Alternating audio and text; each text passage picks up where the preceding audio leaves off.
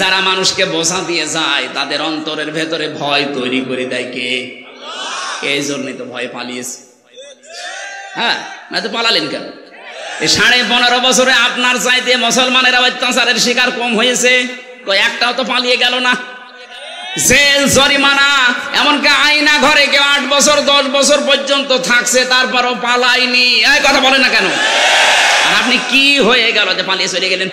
তার মানে আপনার অন্তরের ভেতরে ভয় আমার আল্লাহ তৈরি করে দিয়েছে। যারা মানুষের বোঝা বাড়িয়ে দেয়, বোঝা বহন করে না, আরো চাপিয়ে দেয়, তাদের অন্তরে ভারী ভয়। ভয় কে দেয়?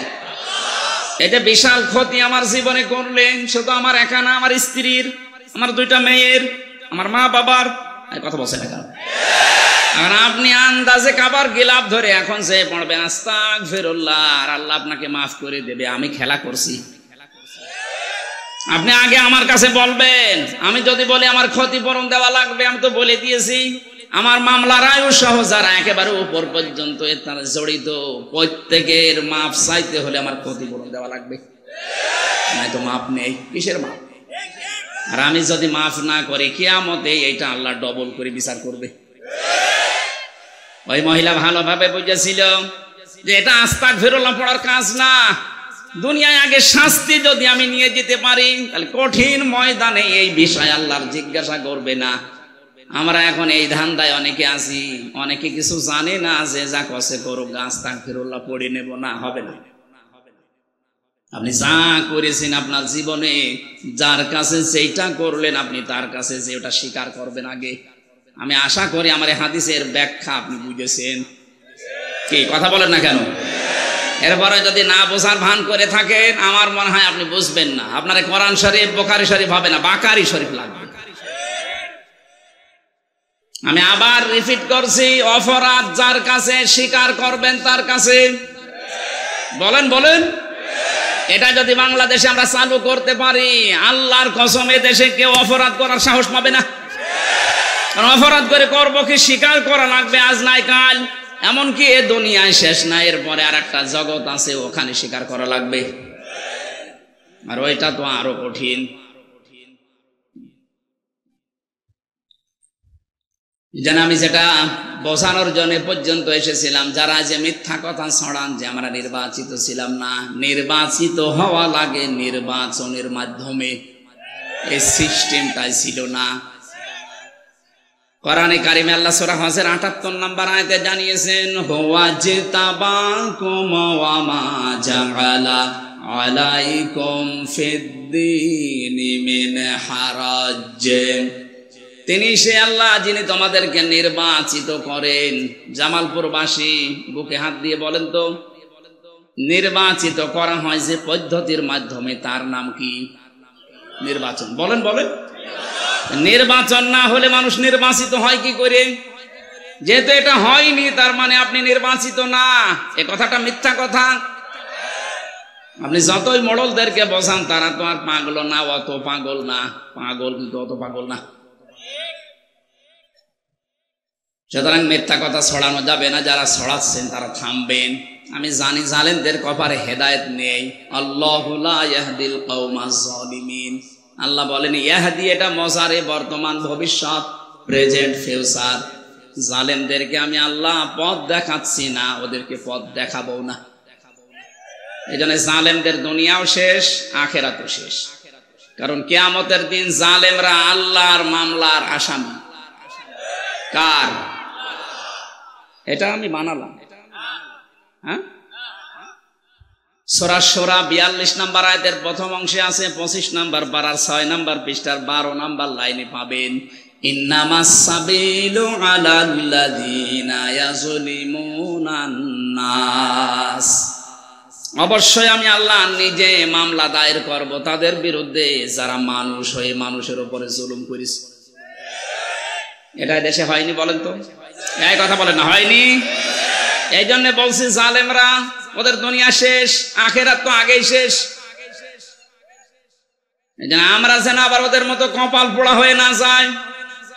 আমি এই জন্য বারবার সতর্ক করছি, আমাদের সামনের জীবন বিবেক দিয়ে চালানো লাগবে। আজকের তেলাওয়াত কি দয়াতে আল্লাহ ওই কথাগুলো আমাদেরকে শোনাচ্ছেন, যাদের 3টি ইন্দ্রিয় শক্তি দিয়েছি কিন্তু তারা কাজে লাগাচ্ছে না। আমি আল্লাহর ঘোষণা, এরা জাহান্নামী। ওয়ালাকাদ যারানা লিজাহান্নামা কাসীরাম মিনাল জিন্নি ওয়াল ইনস। সূরা আরাফের 179 নম্বর আয়াতের প্রথম অংশে আল্লাহ জানিয়েছেন অবশ্যই। এখানে আল্লাহ ওয়া দিয়ে আরম্ভ করে 2টা তাকিদ দিয়েছেন, লাম একটা, কদ একটা। কথা বলার আগে আল্লাহ গ্যারান্টি দিচ্ছেন, তার মানে এটা গুরুত্বপূর্ণ বিষয়।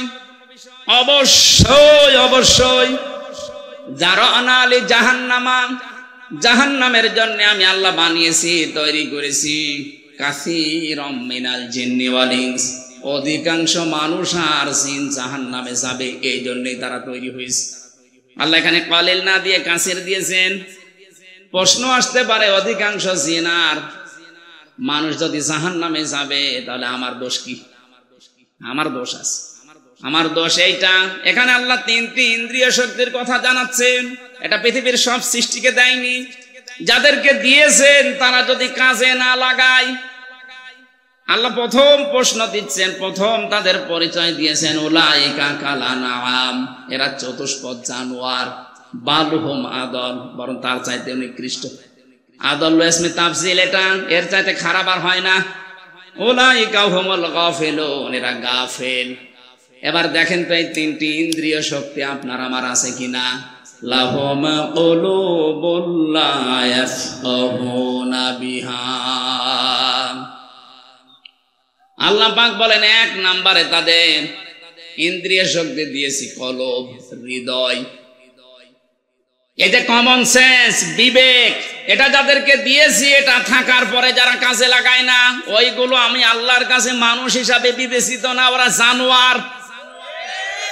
এটা সারা বিশ্বের ভেতরে বাংলাদেশে এই প্রকার মানুষ আপনি বেশি পাবেন।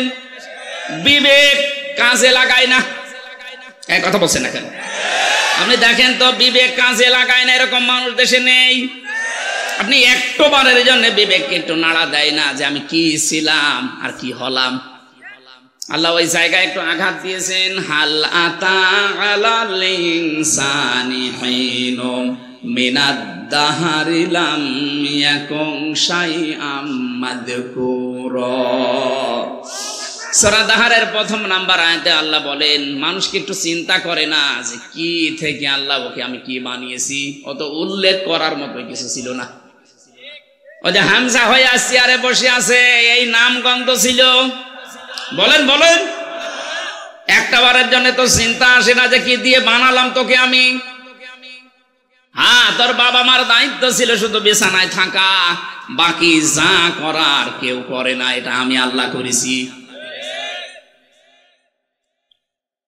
কোরআনে কারিমে সূরা মুলকের ভেতরে আল্লাহ আমাদেরকে একটু নাড়া দিয়েছেন, আম্মান খালাকাম হাদাল্লাযী হুয়া জুনদুল লাকুম ইয়ানসুরুকুম মিন দুনির রহমান ইনিল কাফিরুনা ইল্লা ফি গুরুর।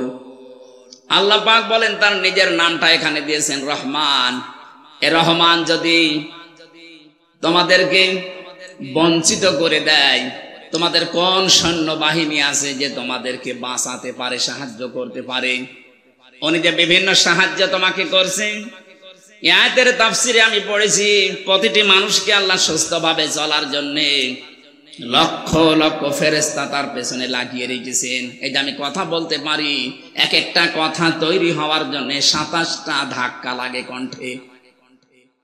বিজ্ঞান প্রমাণ করেছে মানুষে কথা বলে। আল্লাহ মাহুল বায়ান, মানুষকে আল্লাহ বায়ান শিখিয়েছেন। এই কথা বলতে হলে 27টা স্তরে ধাক্কা লাগে, এরপর একটা কথা তৈরি হয়। আর কোরআনের তাফসিরে পেয়েছি, এক একটি স্তরে এক একজন ফেরেশতা আল্লাহ বসিয়ে রেখেছে। এ ওর কাছে, ও ওর কাছে, ও ওর কাছে, এভাবে দিতে থাকে। 27 নাম্বার ধাক্কায় দিয়ে একবার একটা কথা বের হয়। কোন বাবা এ কথাটা তৈরি করে দিচ্ছে আপনারে? বোবা যারা, তাদেরকে আপনি বোম মারলেও কথা বলতে পারবে? বলেন, কি নেই তার? তার মতো কণ্ঠ আছে কিন্তু কথা বের হচ্ছে না। ফেরেশতারা ওই দায়িত্ব পালন করে না। আল্লাহ বলেন আমি ফেরেশতাদেরকে লাগিয়ে রেখেছি। এই যে কানে শোনো, এখানে প্রায় 24টা ধাক্কা লাগছে। 24টা ধাক্কা লাগার পরে পর্দায় কথাটা যে ধাক্কা লাগে, ওখানে একটা তরঙ্গ সৃষ্টি হয়।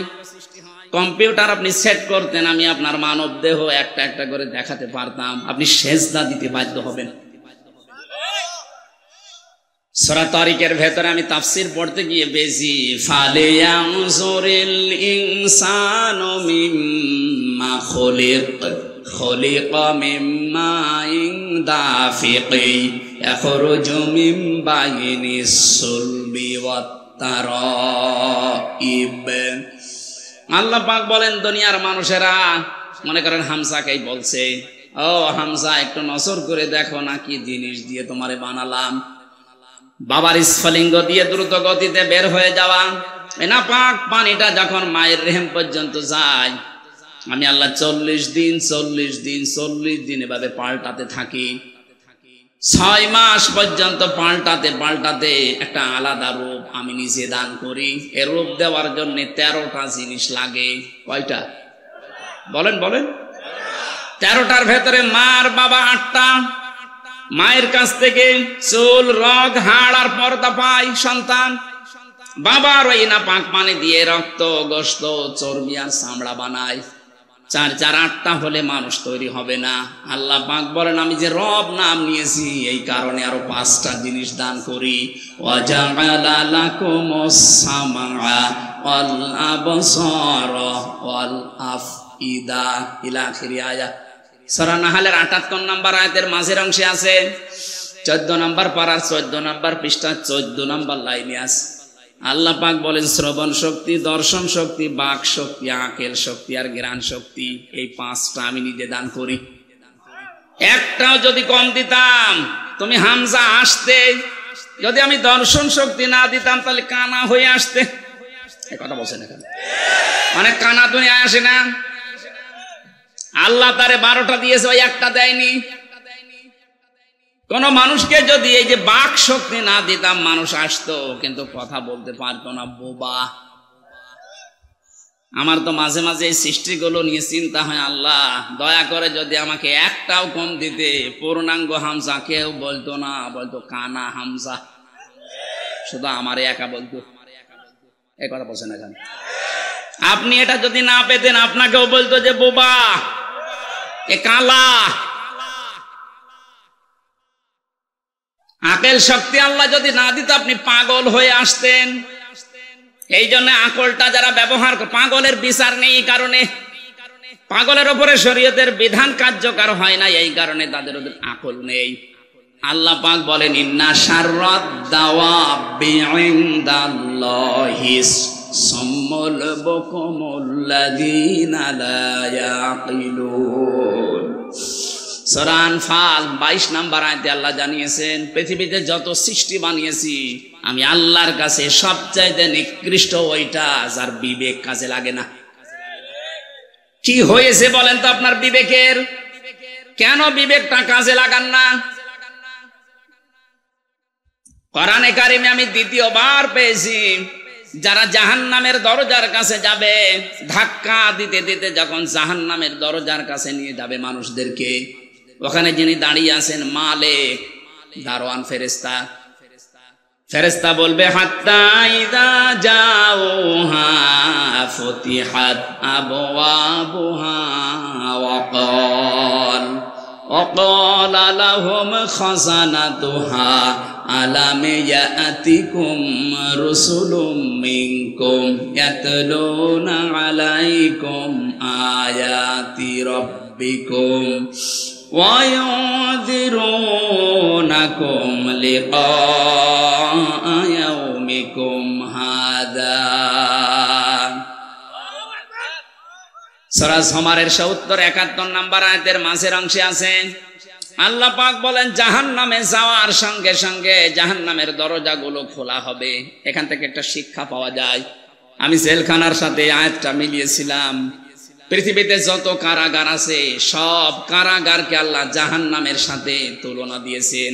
আর দুনিয়া সিজনুল মুমিনি ওয়া জান্নাতুল কাফির। দুনিয়ার ময়দানটা হচ্ছে মুমিনদের জন্য জেলখানা। কে বলছেন? কারাগার জেলখানা, এটা নবীজি জানিয়েছেন। আমি এই শব্দ মিলালাম এইভাবে যে কারাগারের দরজা সব সময় 24 ঘন্টা বন্ধ থাকে। যেই দিন এটা ওপেন করা হয়েছে ওই দিন থেকে যতদিনে কারাগার স্থায়িত্ব যতদিন থাকবে, কোনোদিন কারাগারের মেন ফটক খোলা থাকবে না।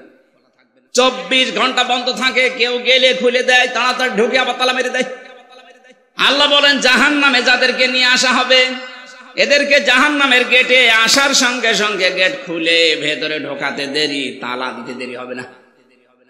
ভেতরে ঢোকানোর পরে জাহান্নামের মানুষেরা যখন হাওমাও করবে, চিৎকার করবে, কান্নাকাটি করবে, তখন ফেরেশতা বলবে আলামে ইয়াতিকুম রাসূলুম মিনকুম, তোমাদের কাছে কি কোনো রাসূল যায়নি, বার্তা বাহক যায়নি?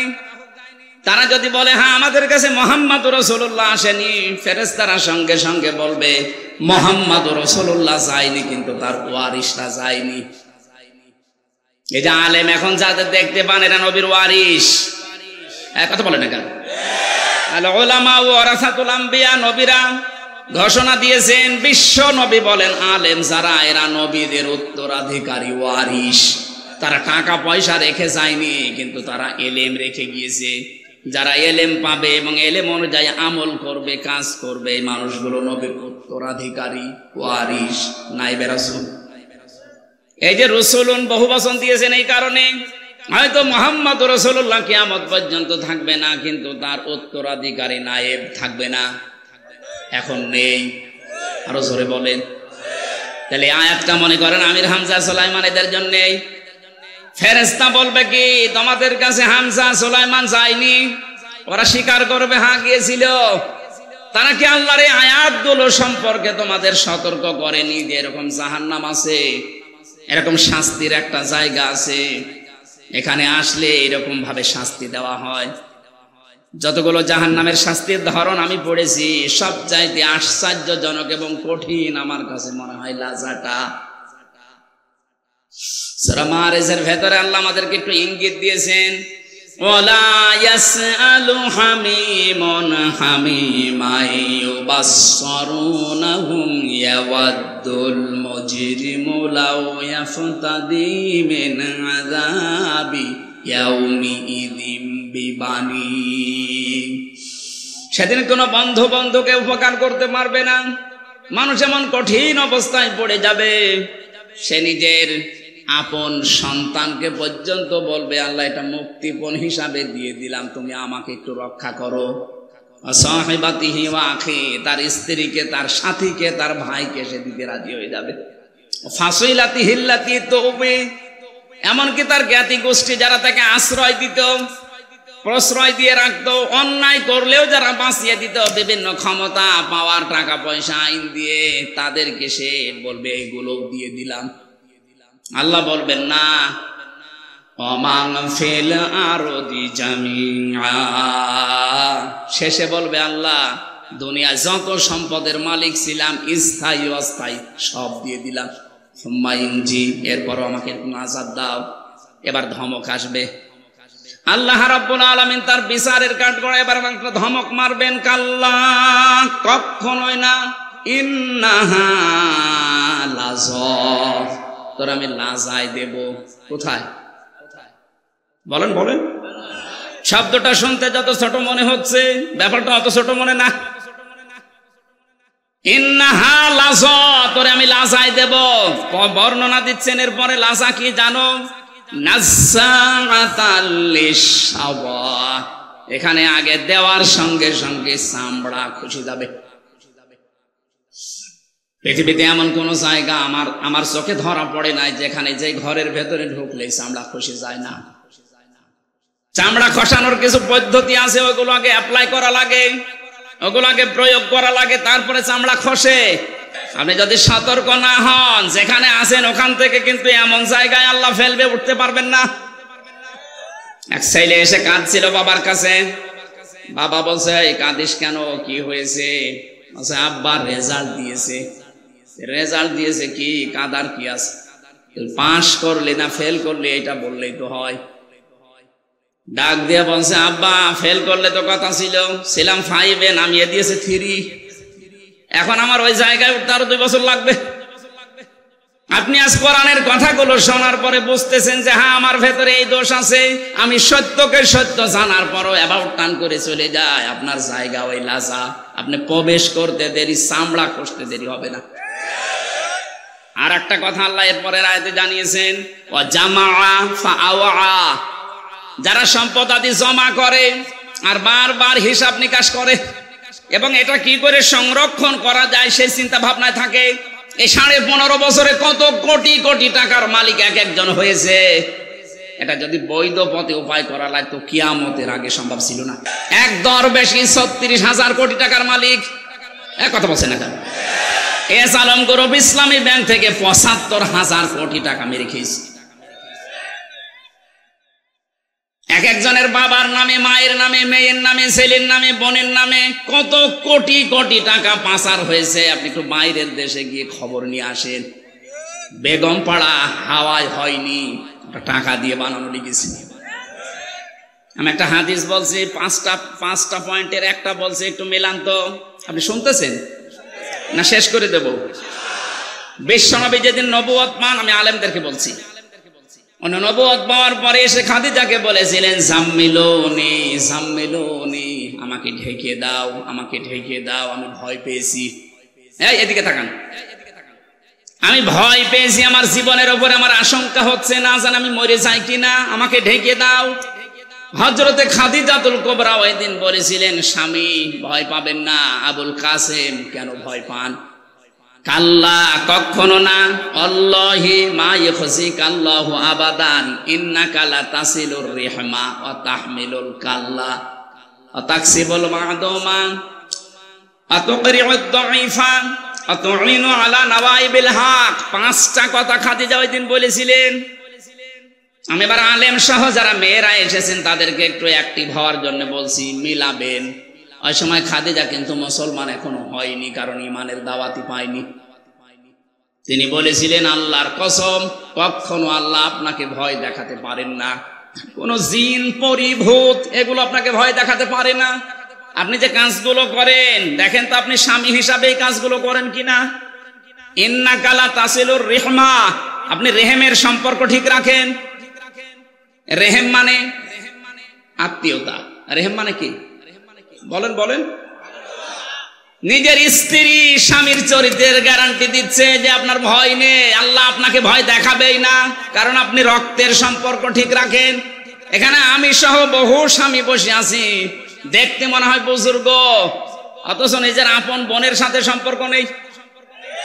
কথা বলছে না কেন? নিজের ভাইয়ের সাথে সম্পর্ক নেই। এগুলো রক্তের সম্পর্ক না। কি করবেন আপনি? নামাজ পড়ে, রোজা রেখে, হজ করে।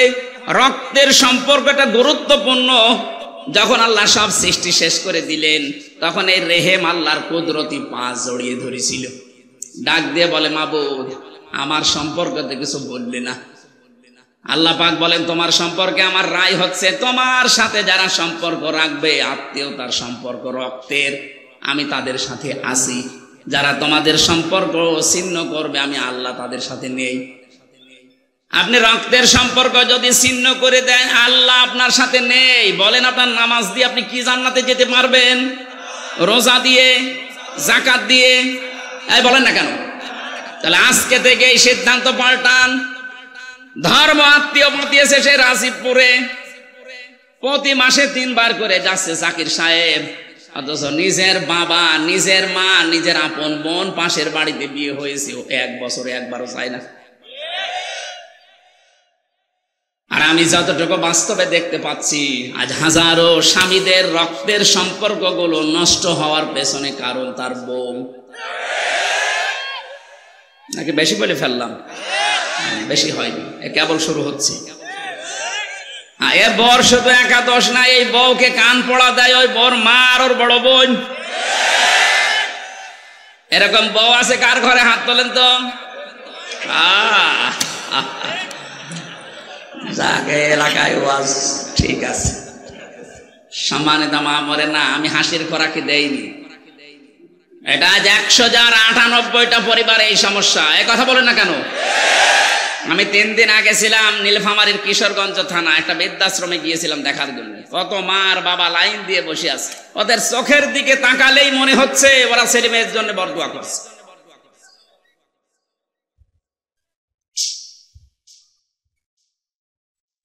এই ছেলেটার জন্য 25 থেকে 30 বছর ওর মা বাবা শ্রম দিল, আরো বিয়ে করার পরে বউটা এমন 2 দিন পরে পরে বলে আলাদা হয়ে যাও, এ বুড়ি বুড়ার সাথে আমি আর থাকবো না।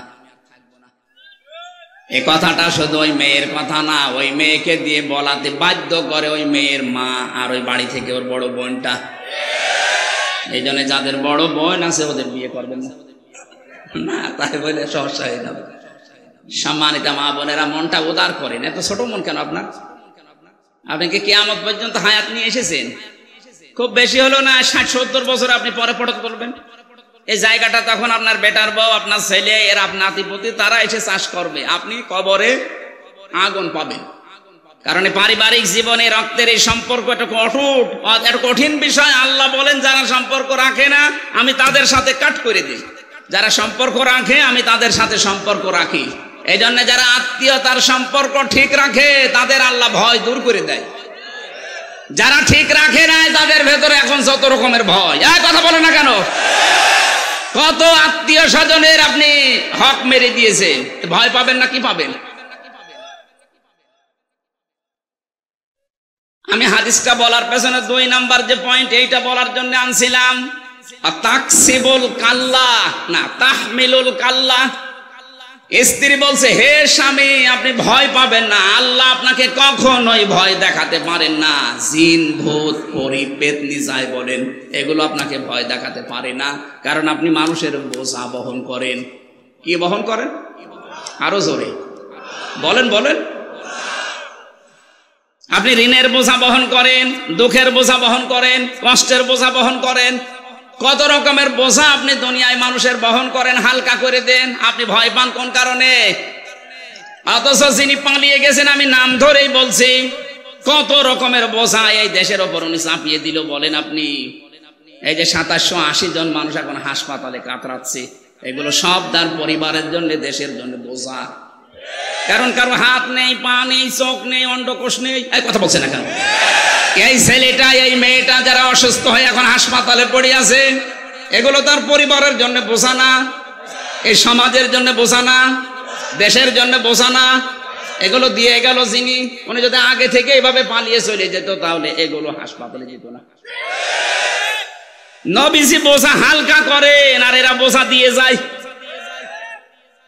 অর্থনীতিকে এমন জায়গায় নিয়ে তলানিতে ঠেকিয়েছে, দেশে এখন এত ঋণ, কেউ যদি জন্ম নেয় এখন সেই 1 লাখ টাকা তার মাথার উপরে দিন। ঋণের বোঝা আপনি দিয়ে চলে গেলেন, আপনি তো আরামে আছেন, কিন্তু আমরা এখন বাঁচবো কি করে? নবীজি বলেন আমার উম্মত যারা, তারা বোঝা আরো বহন করবে, মানুষের বোঝা দূর করে দেবে, হালকা করবে। আর এমন উম্মত আমরা পেয়েছি আরো বোঝা দিয়ে যায়। সুতরাং যারা মানুষকে বোঝা দিয়ে যায় তাদের অন্তরের ভেতরে ভয় তৈরি করে দেয় কে? এই জন্যই তো ভয় পালিয়েছে। হ্যাঁ, না তো পালালেন কেন? এই 15.5 বছরে আপনার চাইতে মুসলমানেরা অত্যাচারের শিকার কম হয়েছে, একটাও তো পালিয়ে গেল না। জেল, জরিমানা, এমনকি আয়না ঘরে কেউ 8 বছর 10 বছর পর্যন্ত থাকছে, তারপরও পালায়নি। এই কথা বলে না কেন? আর আপনি কি হয়ে গেল যে পালিয়ে চলে গেলেন? তার মানে আপনার অন্তরের ভেতরে ভয় আমার আল্লাহ তৈরি করে দিয়েছে। যারা মানুষের বোঝা বাড়িয়ে দেয়, বোঝা বহন করে না, আরো চাপিয়ে দেয়, তাদের অন্তরে ভারী ভয়। ভয় কে দেয়? আমরা যারা এগুলো না চাপাই, আমরা হালকা করার চেষ্টা করি। একটা কর্মসংস্থান তৈরি করে 5টা মানুষকে কর্মের সন্ধান করে দেয়, ওর পরিবারের বোঝাটা হালকা হবে। আমি যে কথাটা তুলেছিলাম রসুলুন শব্দ দিয়ে, ফেরেশতারা ডাক দিয়ে বলবে কত মানুষ গিয়েছিল তোমাদের কাছে, নবী রাসূলদের উত্তরাধিকারী, কথাগুলো বলে নাই। জাহান্নামের এই যে সম্পদ যারা জমা করে, আর স্থায়ী করা যায় কি করে সেই চিন্তা ভাবনা নিয়ে চলে। কি করবেন আপনি? আপনি যদি এখনই মারা যান, আপনি যে সম্পদ রেখে গেলেন, আল্লাহর কসম এইগুলো আপনাকে কবরে শাস্তি দেওয়ার জন্য যথেষ্ট।